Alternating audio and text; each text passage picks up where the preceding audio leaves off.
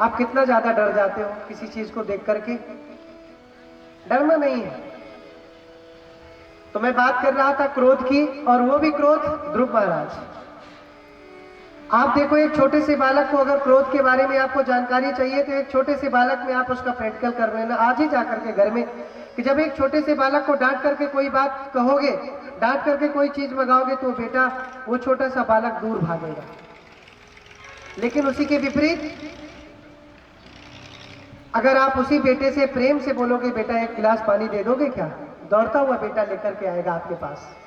जब क्रोध की बात एक छोटा सा बालक समझ सकता है भाई बहन, तो पति पत्नी आपस में क्रोध क्यों करते हैं? क्यों आपस में डिप्रेशन में जा रहे हैं? क्यों आपस में इतना ज्यादा परेशान हो जा रहे हो कि आत्महत्या करने के लिए सोचते हो?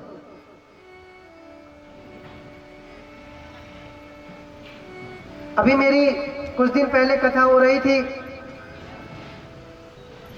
एक जोड़ा छत्तीसगढ़ से आया था, वो बोल रहा था, पति और पत्नी दोनों आए थे, बोले थे कि हम दोनों में लड़ाइयाँ बहुत होती हैं गुरुजी। तो मैंने कहा क्यों?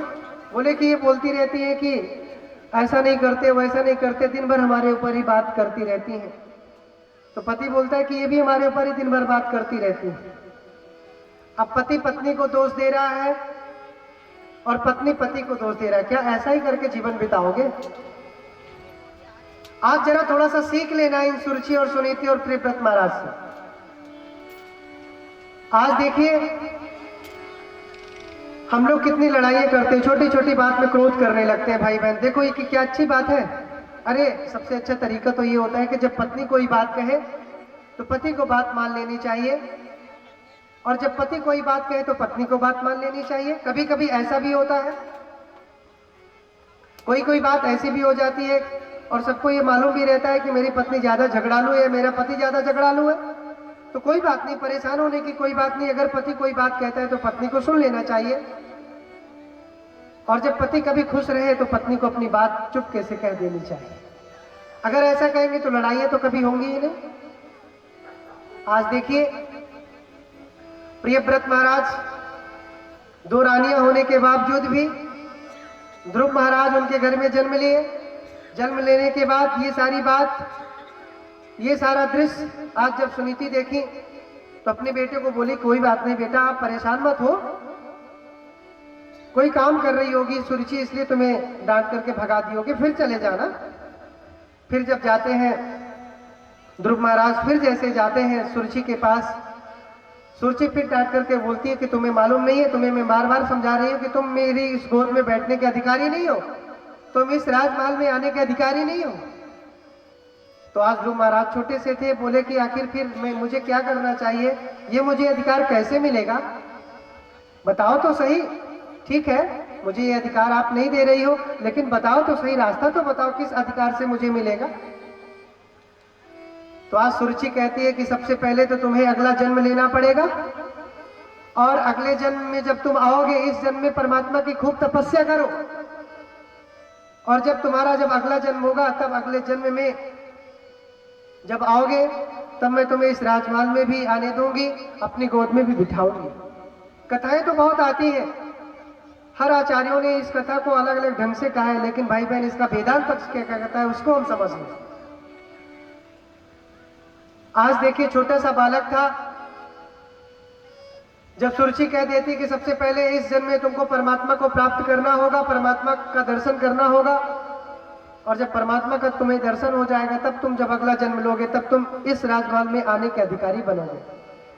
जब ये बात एक छोटे से बालक को कहते हैं तो आज छोटा सा बालक अपनी माता के पास जाता है और माँ से पूछता है कि माँ मुझे भगवान कहाँ मिलेंगे। आज बच्चा छोटा है, बालक छोटा है, फिर भी अपनी माँ से कह रहा है कि माँ मुझे परमात्मा कहाँ मिलेगा। परमात्मा आकाश की ओर इशारा करती हुई है, इशारा कर रही है कि परमात्मा इस आकाश में मिलेगा। जैसे ही आकाश की ओर माँ देखती है, आज ध्रुव महाराज को ये पता चल जाता है कि हो ना हो परमात्मा मेरा इस आकाश में बैठा है, इस ऊपर की ओर ही बैठा हुआ है। ऐसा मान करके ध्रुव महाराज छोटी सी अवस्था में ही चल देते हैं। जाते हैं, रास्ते में नारद जी से भेंट हो जाती है ध्रुव महाराज की। बच्चा छोटा है, 5-6 साल का बच्चा है। ध्रुव महाराज से जैसे भेंट होती है नारद जी से ध्रुव की, तो नारद जी ने बार बार उनसे कहते हैं कि देखो बेटा तुम अभी बहुत छोटे हो। तो बोलते हैं ध्रुव महाराज की कोई बात नहीं, छोटा हूं तो क्या हुआ, परमात्मा को प्राप्त करने का अधिकारी तो हूं ना। आप तो मुझे बस इतना बताओ कि परमात्मा कहाँ रहता है, परमात्मा मुझे कैसे मिलेगा, बस एक ही बात बता दो मुझे। अब ध्रुव महाराज पूछ रहे परमात्मा कहाँ मिलेगा, नारद जी कह रहे हैं कि तुम अभी बहुत छोटी अवस्था में हो, प्रश्न कुछ और उत्तर कुछ और। ध्रुव महाराज को कोई बात समझ में नहीं आ रही। ध्रुव महाराज तो बार बार कह रहे हैं कि मुझे तो परमात्मा से मिलना है, बस इतना बता दो कि परमात्मा कहाँ मिलेगा मुझे। जैसे भाई बहन, एक बार रामकृष्ण परमहंस से एक व्यक्ति मिला और वो व्यक्ति मिलने के बाद बोला कि मैंने सुना है कि आपने मां काली को साक्षात रूप में देखा है। तो रामकृष्ण परमहंस से स्वतः कह दिए कि हाँ मैंने देखा है। तो वो व्यक्ति कहता है क्या मुझे भी आप दिखा सकते हैं? तो बोले बिल्कुल दिखा सकता हूं, क्यों नहीं। तो बोले कि ठीक है मैं दिखा तो दूंगा, लेकिन आप अपना परिचय तो बता दो। और वो व्यक्ति छोटा मोटा नहीं था, वो व्यक्ति IAS कलेक्टर था किसी जिले का, कितना बड़ा अधिकारी था। और रामकृष्ण परमहंस से उसकी मुलाकात हो गई थी। रामकृष्ण परमहंस बोले कि ठीक है मैं परमात्मा को बताऊंगा तो सही, मैं आपको काली का दर्शन कराऊंगा तो सही, लेकिन उसके पहले मुझे आप बता दो, अपना परिचय तो बता दो, आप कहां से आए हो, कौन हो। तो वो व्यक्ति कहता है कि मैं इस जिले का कलेक्टर हूं, मैं इस जिले का जिलाधीश हूं। तो बोलते हैं कि उस जिले के हो ना, तुम्हारा परिचय क्या है, तुम अपना परिचय दो ना। ये तो उस जिले का तुमने परिचय दे दिया कि उस जिले में मैं इस विभाग में हूं, इस अधिकारी की पोस्ट में बैठा हुआ, लेकिन तुम्हारा परिचय क्या है, तुमने तो पद की बात बता दी ना।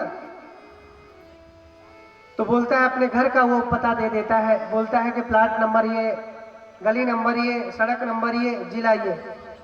तो रामकृष्ण परमहंस फिर देख करके मुस्कुराते हैं, बोलते हैं कि ये तुम्हारा पता कहाँ, ये तो तुम्हारे घर का पता है ना। तो कुछ देर बाद फिर वो अपनी फैक्ट्री का पता दे देता है। फिर रामकृष्ण परमहंस कहते हैं कि भाई ये तो तुम्हारे फैक्ट्री का पता है ना, तुम्हारा पता क्या है, अपना पता तो बताओ, अपना परिचय तो दो।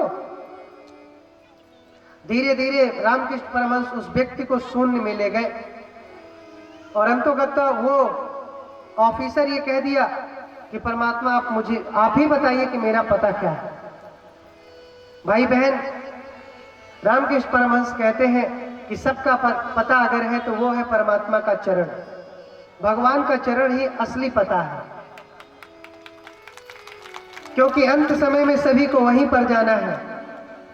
ये जितने बार पता है, ये जितने बार रिलेशंस है, ये जितने बार नातेदारी रिश्तेदारी संसार की है, और ये सारे नातेदारी रिश्तेदारी को हमको संसार तक ही निभाना है। तो आज रामकृष्ण परमहंस उस व्यक्ति को बता रहे थे कि अंतिम चरण, अंतिम परिचय, और वास्तव में तुम्हारा परिचय परमात्मा के चरण में ही है। आज जब नारद जी ध्रुव महाराज से बार बार प्रलोभन दिए कि तुम बेटा इस जंगल में मत जाओ, बहुत बरसात होगी, हिंसक प्राणी है तुम्हें खा जाएंगे, लेकिन ध्रुव महाराज नहीं माने। वो तो अपने अंदर ये मान करके बैठ गए थे कि परमात्मा को मैं प्राप्त करके ही रहूंगा। आखिर परमात्मा कौन है, परमात्मा कैसा होता है, परमात्मा का स्वरूप कैसा है, ये सारी बात आज बार बार ध्रुव महाराज सोच रहे थे।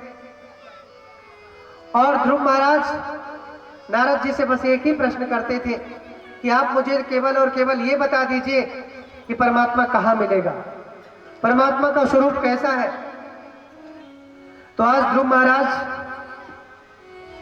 को आज नारद जी ने वसुदेव देव मंत्र दिया था, वसुदेव गायत्री ओम नमो भगवते का बोला, और बोले नारद जी कि लो इस मंत्र को तुम ले लो। अब मेरी बात तो तुम मान नहीं रहे हो, बहुत जिद्दी किस्म के हो, तो कोई बात नहीं, ये तुम मंत्र ले लो और इस मंत्र को लेकर के जपो। जपते जपते धीरे धीरे परमात्मा का आह्लाद, परमात्मा का प्रेम तुम्हारे जीवन में आ जाएगा। और जैसे परमात्मा का प्रेम तुम्हारे जीवन में आएगा तो वैसे ही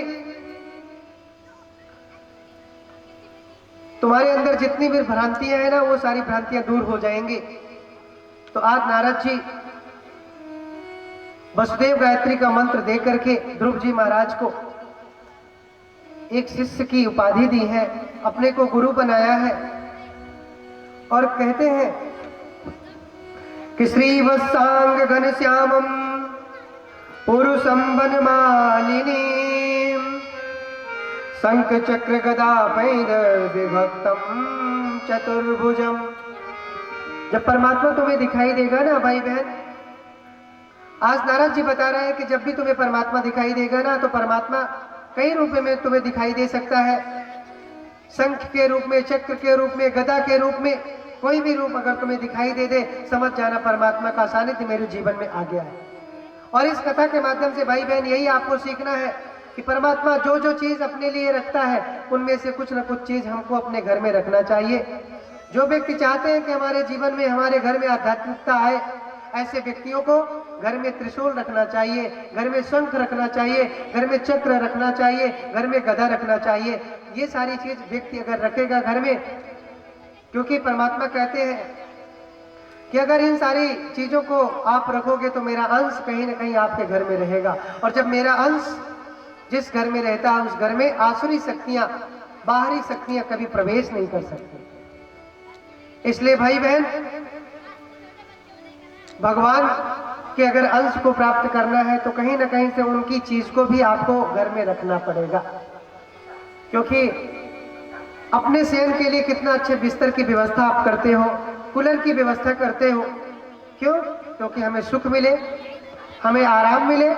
उसी तरीके से परमात्मा का पात्र, परमात्मा को रखने के लिए जब तक स्थान नहीं बनाओगे, रहने के लिए स्थान नहीं बनाओगे, तो परमात्मा आपके जीवन में, आपके घर में कैसे आएगा भाई बहन? इसलिए इन सारी चीज को भी आपको अपने घर में रखना ही है। आज ध्रुव महाराज वसुदेव गायत्री के मंत्र को लेकर के कितना सुंदर आगे की ओर बढ़ रहे। आइए बड़े प्रेम के साथ परमात्मा किसे याद कर रहे हैं ध्रुव जी महाराज। आइए बड़े प्रेम के साथ एक भजन के माध्यम से सुनते हैं, बड़े प्रेम और भक्ति के साथ भाई बहन। आइए। ओम नमो भगवते वासुदेवाय।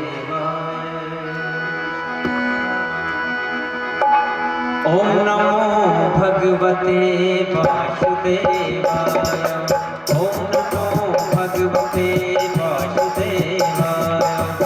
वासुदेवाय मेरो नंद नंदनाय। वासुदेवाय मेरो नंद नंदनाय। ओम नमो भगवते वासुदेवाय। ओम नमो भगवते वासुदेवाय।